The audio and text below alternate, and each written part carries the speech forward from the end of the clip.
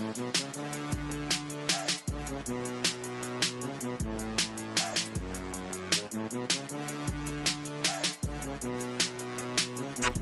podcast coming to you November 13th. Random Saturday podcast here. I did promise you guys yesterday that I would do one either last night, a bonus episode, or in the morning. So I didn't do it last night because I was too damn tired to really get into it. Got home from work a little late. So you know what? Fuck it. I'll do one today, But of course, there's also be on the road as well, too. So I apologize in advance for the noise. In the background is my car. It is me driving to work and stuff. But at this point, my life's been so busy right now, and if I want to get content in, I need to figure out a way to do it. And I do. This is the only other avenue I have to get content in, of course. So anyway, happy to be with you guys today. I am going to do something really silly right now on the show, and I know this is going to piss off a lot of people who I'm close to, friends with, family who do cheer for this team. Now, I probably should have talked about this on the last episode, considering that was actually literally hours after the game was over. But the Miami Dolphins, quite as kept, have now won 2 in a row. Granted, one of those wins against the Houston Texans wasn't impressive, but they did beat Baltimore also on Thursday Night Football. A good Baltimore team. Not a great team, in my opinion. If you've heard some of the opinions I've had on the Ravens in recent weeks on the Football's Awesome podcast on this feed with me and Kyle going at it, and him having a problem with me not having the Ravens in my Super Bowl tiers, it's been a battle. But I was proven right at least another week as to why I can't trust Baltimore as a Super Bowl tier, at least right now. Now, part of the reason they're 6-3, and despite all the injuries, is why I think Lamar Jackson is the MVP. But anyway, this is not about the Ravens right now. This is about the Miami Dolphins. So the Dolphins are now on 3-7. It is a disappointing season for the Dolphins, considering the expectations we had coming into the year. But after Thursday's game, I was curious. I looked at the schedule, and I realized, there's some cream puffs in there. Not cream puffs. There's some games. There's some winnable games in that schedule. Then you look at the AFC as a whole. The AFC right now, 1-7 playoff in terms of all the playoff teams, it's pretty wide open. Now look, the Dolphins are not going to get a top seed, not going to get a bye, not going to get a division win. But the whole point is that the narrative of the AFC right now is there's really no runaways right now at this time. Like right now, the best record in the AFC is the Tennessee Titans. And granted, they did win last week against the Rams, in a shocking win against the Rams, without Derrick Henry. But they still don't have Derrick Henry. And at some point, you have to wonder, could they sustain that? Now, maybe they could. Maybe I'm wrong. Maybe they prove us all wrong and they sustain the winning ways going forward. The Buffalo Bills, 5-3, and they've kind of struggled recently. They don't have any central wins this year either, really, outside the Kansas City game, and KC looks kind of meh right now. The rest of the AFC is not that threatening.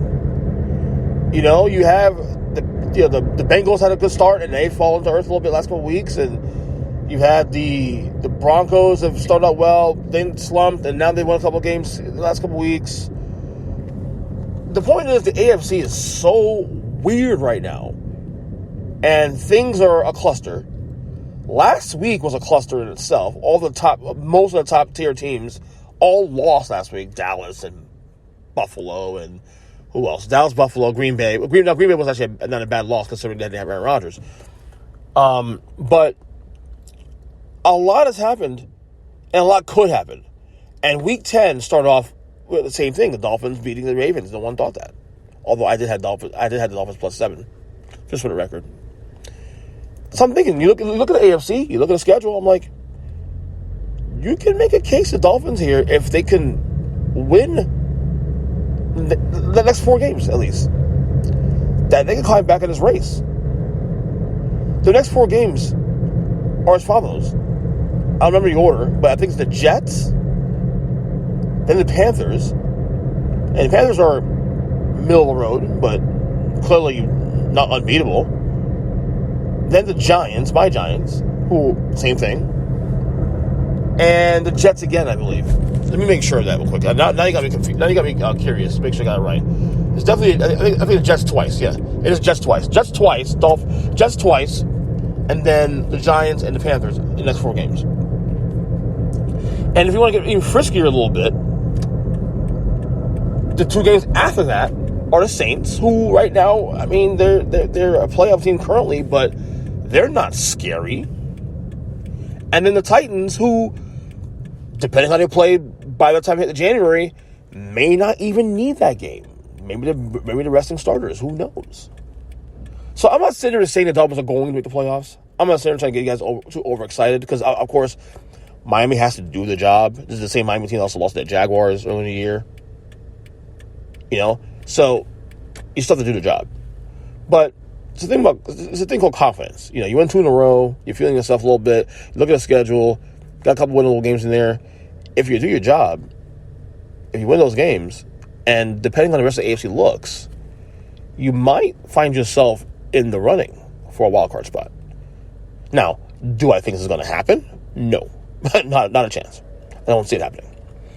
But I'm not going to rule it out either because this has been a weird year in general. Last week, week 9, was a weird week in general. Week 10 has started off weird already as it is. And who knows if you get more weirdness on Sunday. Who knows? But my point is that, at least right now, there is still a small opportunity for the Dolphins to climb back in this race. But they got to do their job first. So, this is that. Anyway, next thing here, staying in the city of Miami, the Miami Heat, they've struggled last 3 games in a row. Very frustrating. West Coast trip, losing in Denver. Not a surprise. I am more frustrated with the loss against the Lakers on Wednesday. A game that they had a 9-point lead late, and then they blew that. And I don't care if Jimmy Butler got hurt in the first quarter and in return. I don't care. People say, oh, well, you know, we have Jimmy. So, no. Because they didn't have LeBron. Okay? And no excuses. This team is good enough, you know, even with Jimmy in that spot to close the game out. This is a good roster. You got Bam, you got Kyle Lowry, Tyler Harris playing fantastic basketball. And then you lose to the Clippers on Thursday. Back to back. I know they play 4 games, 6 nights. 4 games, 6 nights. Most on the road. I get it. I am glad they're exhausting the first West Coast trip out the gate now. Get out of the way. This is probably going to be the toughest road trip of the year, and it's in November. Get out of the way. It's a long season, 82 games, all that. But it's frustrating to see. You know, you could have closed out one of these games. Like I said, Denver will get a pass on because, as I've said in the past, Denver. Let's face it, Denver's hard to win at. You don't win in Denver. Denver's tough. But these last 2 games in LA, I would have taken a split at least. To lose both of them, and then also lose both of them in games that you had big leads in. Frustrating as hell. So, they played tonight against Utah again. It's funny, they played Utah last week here, and they played Utah in Utah. And I don't know, man, Utah's looking for some revenge, probably, I'm sure. You know, but we'll see how that goes, man. But it's been a tough road trip so far, and they've kind of earthed a little bit on the team. So, Steph Curry. Let's talk Steph Curry real quick. Steph Curry, another amazing night last night. Steph Curry is an out of this world great. He is right now the runaway MVP of the year. Also, last night he now has the most most combined threes in NBA history, both regular season and playoffs. This dude, man, this dude is just incredible. And I hate to say this, but this is just a fact now. He is the number 2 point guard of all time. He has passed Isaiah Thomas, in my opinion. Now he probably passed about a year or 2 ago, but for me it's hard to say this too because I'm a big Isaiah Thomas fan. But Steph Curry is going to probably win on longevity. Obviously, he's passed on ring count, and now you look at it in terms of just what he's doing now with this team. That the Warriors are the best record in basketball now. They're 10-1 now. They still don't have Klay Thompson back yet. He's due back soon. If I'm the Warriors, I'm taking my time with him. You still got James Wiseman to come also too as well. So they're in a great spot right now. The Warriors are in a great spot right now. And right now, you can really make the case that, even if the Lakers and LeBron James back at some point, which he will come back, you can make the case the Warriors probably are the favorites. Because are we sure the Lakers get it all together? Are we sure that fit even works between those three, Russell Westbrook, LeBron James, and Anthony Davis? Now you don't ever want to, doubt LeBron James. We've done that in the past, but LeBron is getting older. He is getting older. He'll be 37 next month. I mean, and at some point, for all time wins. And I'm not saying he's old and none of that, but we saw last year when when LeBron gets hurt or AD gets hurt, and this team is a different team. And the Western Conference has a lot of good teams out there. Phoenix and the Warriors. Of course, the Warriors and Nuggets will get together at some point. The Clippers had Kawhi, and that'd be a problem too. Paul George's playing MVP level 2 as well. So, but Steph Curry is fantastic. Steph Curry is greatness. I mean, I think I'm at a point now where I'm comfortable saying he's definitely a top 25 player of all time. I probably will be putting him in the top 20 because at least on impact alone, he's in a conversation. He's certainly, in the last 25 years, one of the 5 most impactful players in the league. When you consider what he does and how he's changed the game, he's in that conversation, absolutely. Like Shaq was, and those couple of years in LA where he was as dominant as hell. Of course, Michael Jordan, LeBron James, of course, Kobe Bryant. I mean, Steph Curry is definitely in the top 5 best players last. I mean, we're going to do a podcast on this later, probably next month, on a panel, ranking the best 25 players last 25 years. And Steph Curry, I mean, he has to be in the top 5, right? He has to. The longevity alone is going to help him out. One, he's still really great. He's still at his peak. He's just amazing, man. It's fun to watch. It really is fun to watch. So, keep watching this year, man. It's been a really fun and fascinating season so far. And the Warriors right now are running away in the West right now. Big win against Chicago last night. I fell asleep in the middle of the game, though. It's funny, the Warriors were down, actually, most of the first half. And then I fell asleep, so I was just exhausted. Woke up, and then they were up by, 20 points in the fourth quarter. I'm like, what the hell happened here? So, yeah, the Warriors are great. Steph Curry is even greater, man.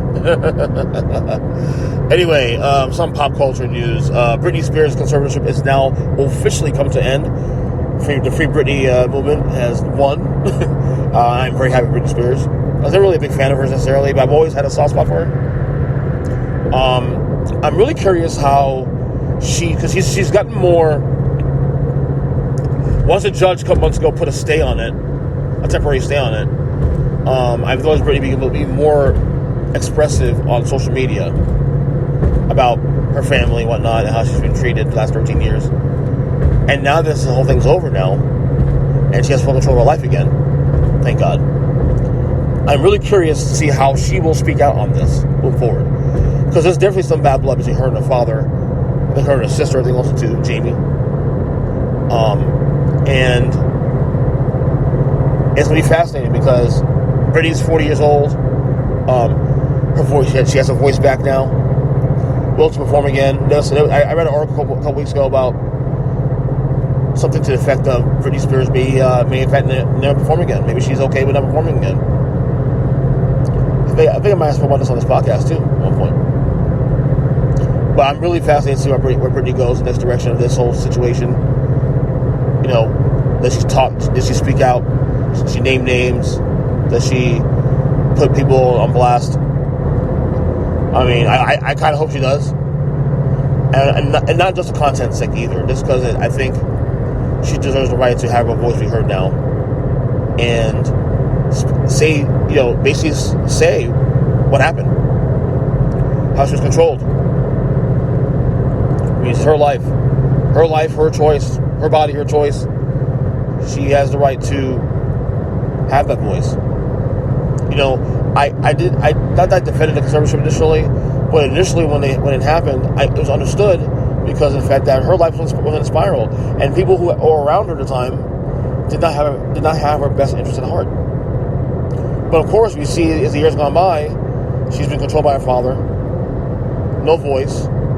She was on an allowance and whatnot, and you can say the family was mooching off her too.